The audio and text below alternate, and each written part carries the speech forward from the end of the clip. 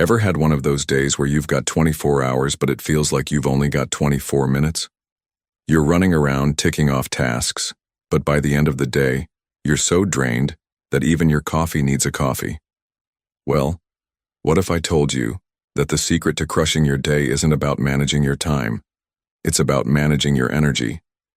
Yep, you heard that right. Stick around, because today, we're diving into why energy management is the real MVP, and why time management is just its sidekick. Let's start with a simple truth. Time is a fixed resource. You can't create more of it. You can't borrow it, steal it, or even buy it. Trust me, I've tried. But energy? That's a whole different story. Energy is like your phone battery. It can be drained, recharged, and even optimized. And here's the kicker. If you manage your energy well, you'll get more done in less time. Sounds like a superpower, right? Well, it kind of is. Now don't get me wrong. Time management is important. But here's the thing. You can schedule every minute of your day, but if you're running on empty, it doesn't matter how many hours you have. Think about it. Have you ever sat down to work, only to find yourself staring at the screen like it's written in ancient hieroglyphics?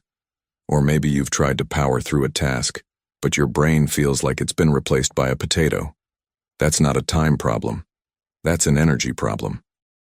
Why energy management wins? Here's the deal. Energy management is about working with your body and mind, not against them.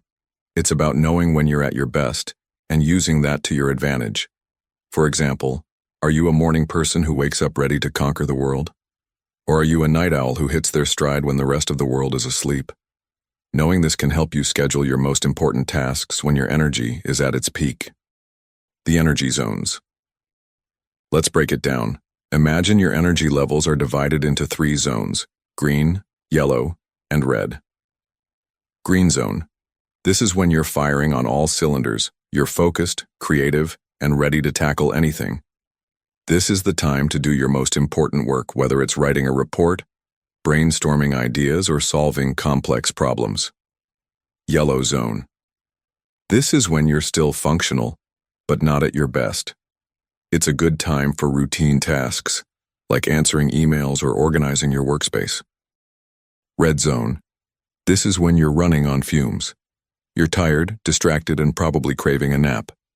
This is not the time to make big decisions or start new projects. Trust me, nothing good happens in the red zone. Let's say you've got a big presentation to prepare.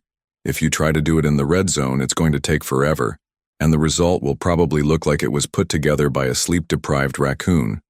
But if you wait until you're in the green zone, you'll knock it out in half the time, and it'll be so good that people will think you hired a professional. The energy boosters. Now let's talk about how to stay in the green zone as much as possible. Here are a few energy boosters that work like magic. First is sleep. I know. Sleep is boring, but it's also the ultimate energy hack.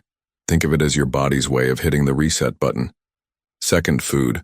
You wouldn't put cheap gas in a Ferrari, so why put junk food in your body? Eat foods that give you steady energy, like fruits, nuts, and whole grains. Third, movement. Sitting all day is like letting your car idle. It's not going anywhere. Get up, stretch, take a walk. Even a few minutes of movement can recharge your batteries. Fourth, breaks. Working non-stop is like trying to run a marathon at a sprint pace. You'll burn out fast. Take regular breaks to rest and recharge. On the flip side, here are a few things that can drain your energy faster than a toddler with a sugar rush. Multitasking. Contrary to popular belief, multitasking doesn't make you more productive. It just makes you more tired. Focus on one thing at a time. Negative people. You know the type. The ones who suck the joy out of everything. Limit your time with them, or at least bring along a metaphorical energy shield. Clutter. A messy workspace is like a visual noise. It distracts you and drains your energy. Keep it clean and organized. By the way, if you're thinking, but I don't have time to manage my energy, congratulations. You've just discovered the irony of the century. It's like saying, I'm too busy driving to stop for gas. Here's the bottom line. Time management is about doing more things, but energy management is about doing the right things. It's about working smarter, not harder.